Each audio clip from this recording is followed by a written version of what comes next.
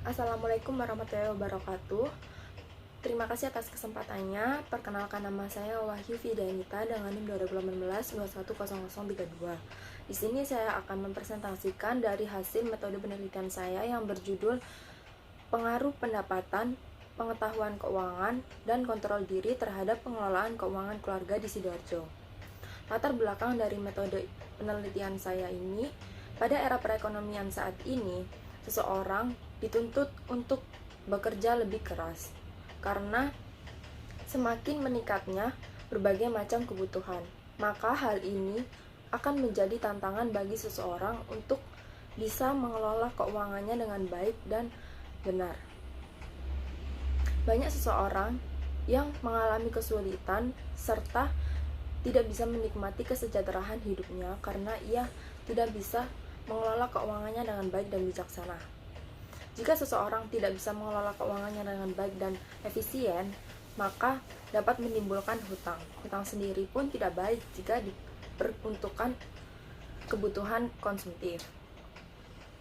Hutang dapat disebabkan oleh individu yang lebih banyak konsumtif untuk keperluan pribadi. Meskipun memiliki pendapatan yang besar, itu sangat terasa kurang jika seseorang selalu mendahulukan keinginannya bukan kebutuhannya. Seseorang harus dapat mengatur dan mengelola keuangannya dengan memperhatikan seberapa besar pendapatan yang ia terima, kemudian digunakan untuk berbagai macam pengeluaran, seperti kebutuhan sehari-hari dan untuk menabung.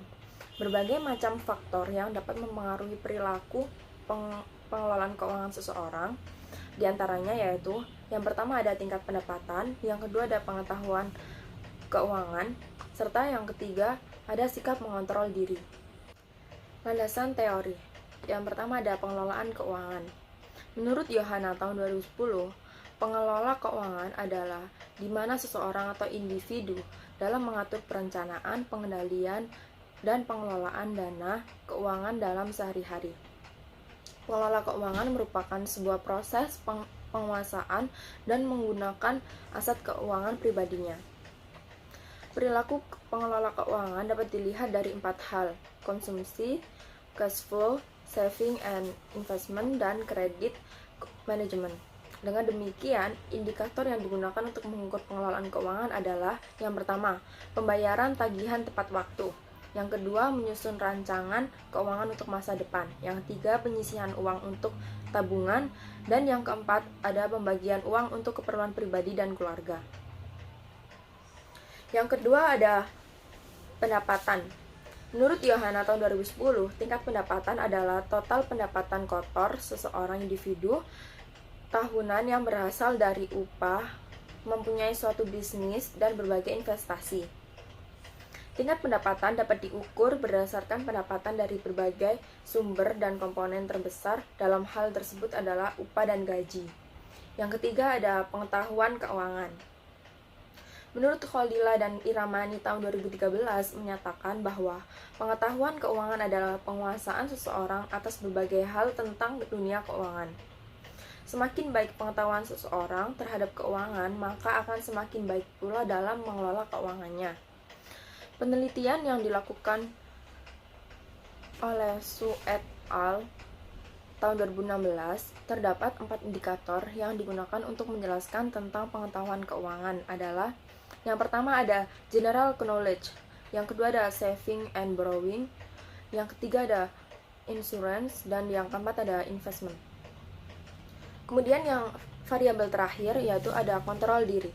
Menurut Herlindawati tahun 2017, saat ini masyarakat lebih memilih pola hidup konsumtif dari peningkatan pendapatannya dan tidak dibarengi dengan pengendalian keinginan untuk menginvestasikan atau menabung sebagian pendapatannya sebagai cara mengelola keuangan pribadi dalam menunjang tercapainya kesejahteraan hidup baik di masa sekarang maupun di masa depan. Kontrol diri yang kurang dalam membelanjakan penghasilan adalah menjadi salah satu penyebab sebagian besar individu membelanjakan semua penghasilannya tanpa memikirkan keuangannya untuk jangka panjang. Selanjutnya ada kerangka penelitian. Di dalam kerangka penelitian ini terdapat 4 variabel yang dimana meliputi 3 variabel independen yaitu pendapatan, pengetahuan keuangan, serta kontrol diri. Dan 1 variabel dependen yaitu pengelolaan keuangan. Dilihat dari kerangka penelitian dapat disusun hipotesis penelitian sebagai berikut. H1, pendapatan berpengaruh signifikan terhadap pengelolaan keuangan. H2, pengetahuan keuangan berpengaruh signifikan terhadap pengelolaan keuangan.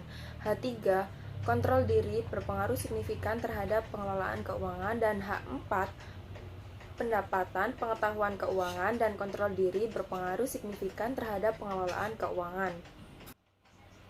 Selanjutnya ada metode penelitian. Yang pertama ada rancangan penelitian. Berdasarkan penelitian ini termasuk ke dalam penelitian eksplanatif. Karena penelitian ini menjelaskan hubungan sebab akibat antara pendapatan, pengetahuan keuangan, dan kontrol diri terhadap pengelolaan keuangan. Berdasarkan jenis data dan pengumpulan data, penelitian ini merupakan penelitian yang menggunakan data primer yang berasal dari survei melalui kuesioner yang disebarkan ke sejumlah responden yang menjadi sampel. Sedangkan berdasarkan waktu penelitian, ini merupakan penelitian dengan cross-seksional karena mengambil data dari satu periode penelitian. Yang kedua ada batasan penelitian. Penelitian ini memiliki beberapa keterbatasan, diantaranya sebagai berikut. Lokasi penelitian hanya dilakukan di wilayah Sidoarjo saja. Yang kedua, variabel independen hanya menggunakan pendapatan, pengetahuan keuangan, dan kontrol diri. Yang ketiga ada mempunyai pendapatan maksimal Rp4.500.000. Kemudian yang ketiga ada identifikasi penelitian, yaitu variabel-variabel yang digunakan dalam penelitian ini diantaranya variabel terikat atau independen atau Y, yaitu variabel yang dipengaruhi oleh variabel lain. Variabel terikat dalam penelitian ini yaitu pengelolaan keuangan. Kemudian ada variabel bebas atau independen atau variabel X, yaitu variabel yang mempengaruhi variabel lain. Variabel bebas dalam penelitian ini adalah pendapatan atau X1, pengetahuan keuangan atau X2, dan kontrol diri atau X3. Selanjutnya ada pengukuran variabel. Yang pertama ada pengelolaan keuangan.